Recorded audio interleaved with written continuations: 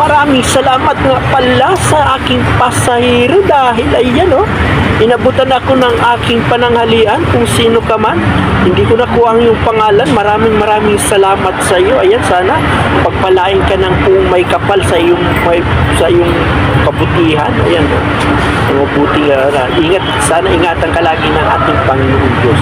Ayan, salamat sa iyo. Talaga naman na nalibre na ang aking pananghalian. Ayan, muli po, magandang araw, panibagong vlog, panibagong araw, panibagong vlog na naman tayo.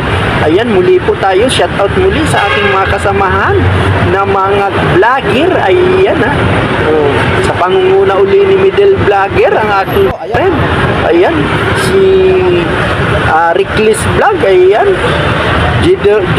si Master Giderosa, ayan, si Jerwin Galbi, ayan, of course, siyempre ang aking my friend, talaga namang nasa Paris ngayon, ayan, si Spi Salazar at ang kanyang friend din, na isa pang friend na hindi ko na nailalagay ang kanyang sapagkat naka-private na kanya na, si Spi Velasco, ayan, maraming salamat sa, of course, siyempre ang isa ko pang iniidolo talagang vlogger, ayan, si Idol Gabber Sniper Official, ayan, so yung iba pa hindi ko pa po na-edit.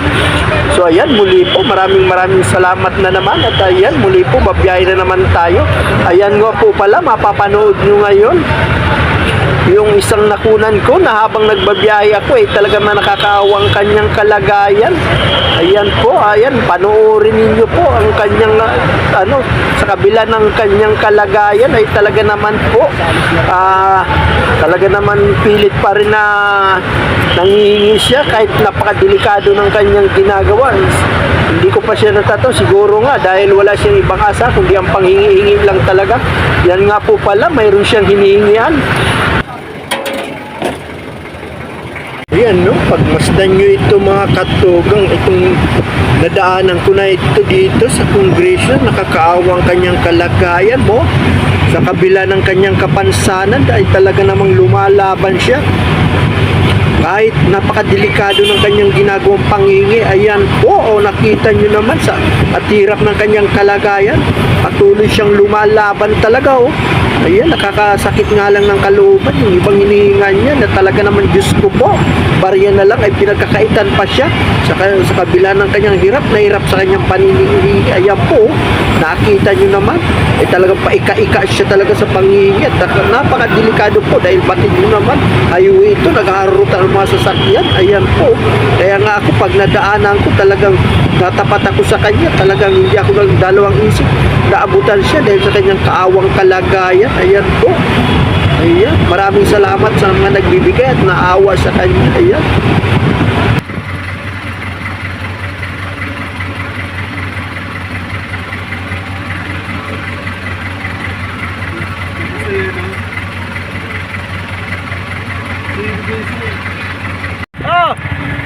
Abot mo! Nilagyan mo, pawis na pawis ka na! Bumaway ka! Talagang pagbilang talagang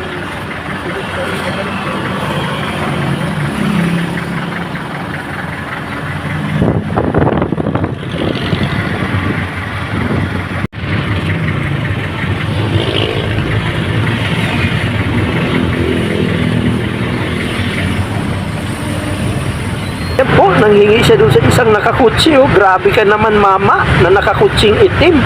Kahit barya naman, ipinangait mo pa. Sobra ka naman. Ano ba naman yan? Kawalan ba ang bigyan mo ng barya yung mama naman? Grabe ka naman. Mababawasan ba ang yung kayamanan kung magbibigay ka dyan? Sobra ka naman mama. Di mo naman madadala ang pera sa langit. Diyos ko naman. Bakit kabawasan ba sa yung kayamanan pagbigay sa mga taong katulad nito? Pambihira naman ito, nakakasama ng loob. Sige nga, ako na lang mag-abot sa iyo at dahil ang iyong hiningan ay binaliwala ka. Ayan pagpasensyahan mo na itong aking nakayanan dahil di pa naman tayo gaano sumasahod sa YouTube. Pag nagsahod ako sa YouTube, talagang tutulungan kita. Ayan, promise, pangako yan sa iyo. Baka maghirap pa yun